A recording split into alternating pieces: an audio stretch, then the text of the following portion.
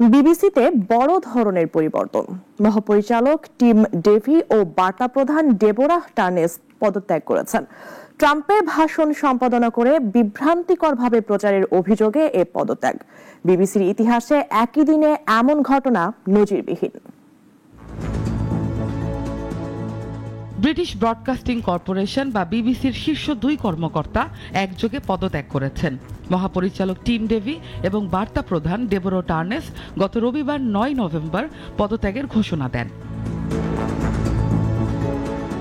তাদের পদত্যাগের পেছনে রয়েছে মার্কিন প্রেসিডেন্ট ডোনাল্ড ট্রাম্পের একটি ভাষণ সম্পাদনা করে দর্শকদের বিভ্রান্ত করার অভিযোগ। বিবিসির অনুসন্ধানী অনুষ্ঠান প্যানোরামার একটি তথ্যচিত্রে ট্রাম্পের 2021 সালের 6 জানুয়ারির বক্তব্য সম্পাদনা করে এমনভাবে উপস্থাপনা করা হয় যাতে মনে হয় তিনি ক্যাপিটল হিলে হামলার উস্কানি দিয়েছেন।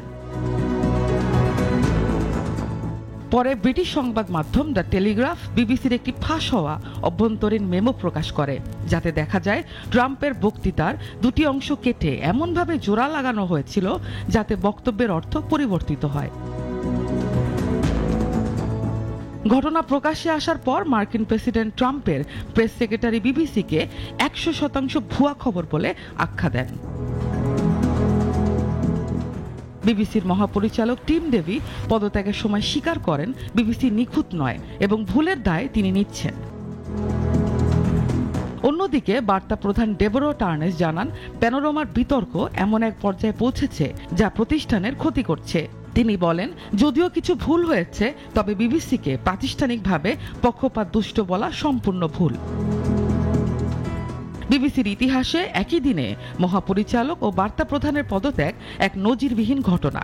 রাজনৈতিক বিশ্লেষকরা বলছেন, এই ঘটনা ব্রিটিশ গণমাধ্যমে নতুন পরিবর্তনের সূচনা হতে পারে। আর যুক্তরাষ্ট্রে ট্রাম্প শিবির এই সিদ্ধান্তকে স্বাগত জানিয়েছে। নাবিলা মারজুক, নাগরিক।